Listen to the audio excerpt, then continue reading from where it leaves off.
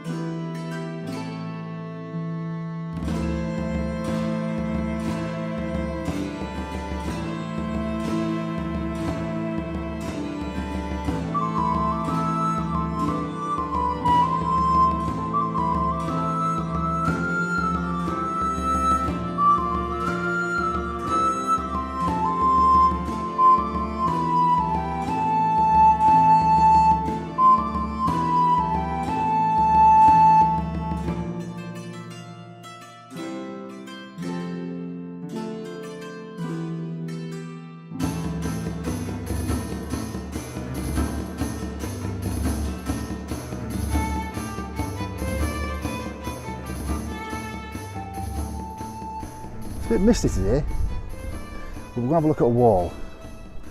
Now, I came up to have a look at the walls yesterday, but didn't turn out very good. So if you look at these walls, these are sandstone with a lime mortar, which is basically a mixture of lime, which is calcium carbonate, and sand and water.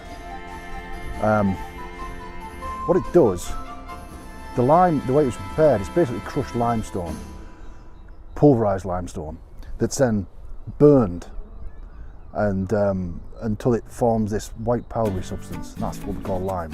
There's several different types. There's like this hydrated lime, I believe it's called, or slate lime. I might have to Google this. And they both are used in construction. But the advantage of a lime mortar is it's porous. So while it does let water in, water can also evaporate out. So what they found with a lot of restoration and renovation projects of old and ancient buildings, using lime mortar is preferable because Portland cement mortar doesn't breathe, and it's why a lot of houses have a problem with condensation, for example. So lime allows the walls to breathe. Now they will leak, but the water will evaporate. So castle walls wouldn't have looked like this. See, this lime mortar is hold it together, and there would have been a lime render over the top of it. So the wall would be smooth. You see this a lot on old cottages. In Scotland they call it harling. Harling, H-A-R-L, harling. Which is basically the same thing, but with pebble dashing. And because it's used made with lime, that also breathes.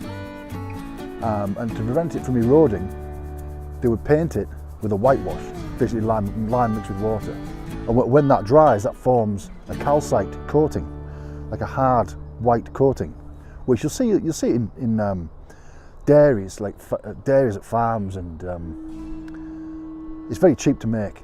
I think it's something like £6 for 200 kilos of whitewash paint at the moment. So what that combination of render and lime wash would have done would have prevented this erosion that you can see.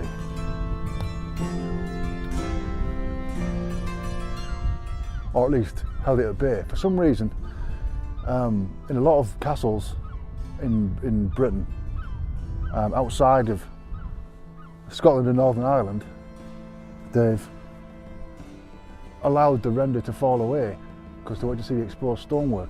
And here you can see where this outer quarried stone has weathered away. You can see the core of the wall. So these walls are maybe 7, 8, 9 feet thick, and the wall was constructed with outer skins of quarried dressed stone with a rubble core, rubble and mortar core. So you can see that's lime mortar in there with rubble. And the stones on the outside have weathered all the way through.